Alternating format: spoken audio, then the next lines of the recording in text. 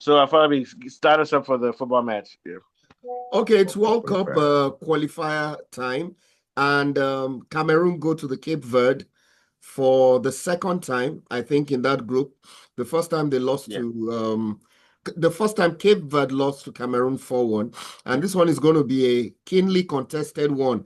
Cameroon leads the group with 13 points, Cape Verde just behind them with 12 points. So whoever wins this game will get an automatic ticket. So it's going to be very, very tense. Wow. Nobody wants any mathematical calculation to qualify. Do playoffs. Yes, they just want to get it over and done with. So it's going to be a very, very technical game. The names that come out for me for Cameroon immediately, they have a very good striker, Abubakar. He's been the one scoring all their goals, and they have Brian Mbomo, who signed for Man United recently, and of course the young precocious talent that Man U was chasing all summer long. Carlos Baleba is in their midfield. So I feel they also have a Man U Dracula, Onana. Yes, so and they have Onana as well. Onana the basket.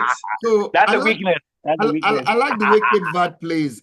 They play this European one-touch fast. Yes, kind of play. And they're very organized. Very sophisticated. Yeah, but I think Cameroon has a lot of physicality and aggression, which I feel they will find difficult to cope with. Cameroon has traditionally been very aggressive and physical. So I think that's where they will have an edge. Yeah, and Cape Verde is one of my favorite African teams because they show what you can do if you play together and sophisticated. And they do a lot of training camp. They do a lot of training camps together because they have players all over Europe and not some smaller teams in Europe, places like Israel, Bulgaria, but they come together and they play very well. And they're like David versus Goliath. They made it to the quarterfinals and lost to South Africa. So I think, and they lost 4-1 to Cameroon in Cameroon. I think that because they're playing at home, to be honest with you, the best they can play, and also they don't score goals. They play defense. The best they can hope for here is a draw. But if they draw, that means they most likely will qualify for the World Cup because I think they have a hang of the other group teams in the group. But I think it's going to be very tough. But I think that Cameroon is not going to find it as easy. They're not playing it at home in Yaoundé or wherever they play. They're playing it there. So what I will see is I think Cape Verde will play a very tactical defensive game. Cape Verde people don't come and shout at us because we're saying you're playing defensive like South Africa.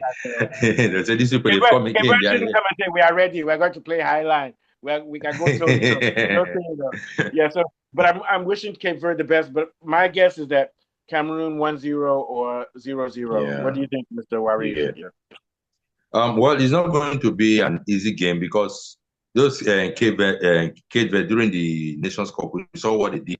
If not for the experience from the South Africans, they would have gone. And what's it called, Cameroon? Why Cameroon might have the upper hand is because they have some experienced players, they have some strengths, and their weakness, if they should use Onana, I don't know what might happen in that game.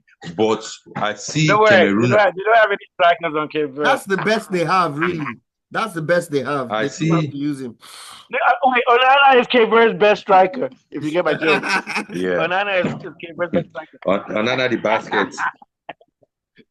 All right. Okay, Afab, any last thoughts on that? Because we're going to come back to talk more about because Cape Verde plays tomorrow also. I didn't even know that Onana had been called back because he fell out of favor with the old coach, Rigobert Song, because that guy said he was always carrying the ball to the midfield and stuff like that. So I didn't know he had been called back, but I think it's the best they have. Who does he think he is? Is he Higuita?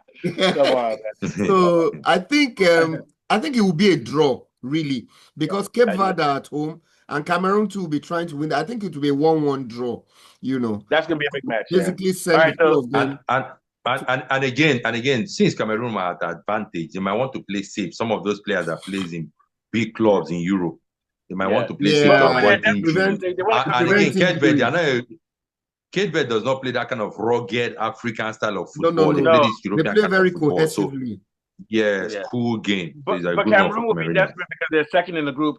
And even though they may still qualify in second, they may want to just Cameroon, they are bullies. They are bullies. If they want to play, they are strong. Physical. Very physical. I heard they eat lots of green plantain.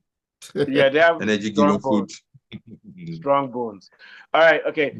Take us if you play with somebody from Cameroon and you clash with them, your shin will break, even if their shin will break.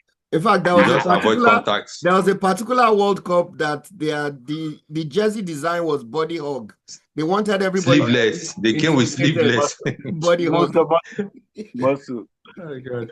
Those guys make Igbo guys look small, which is crazy.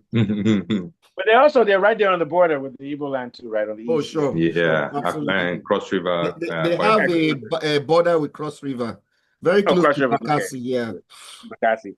All right, so guys, let's head out. Take us out, Afalabi. Good show, guys. Okay, it's been another brilliant show, and we'll be back again maybe sometime this week or next week. From Mustafa, Warif, and myself. Good night. All right, nice one. Good night. Bye. Okay. So both of you have done 3 shows so far, right? Yeah. Yeah, sure. I think. Yeah. Okay.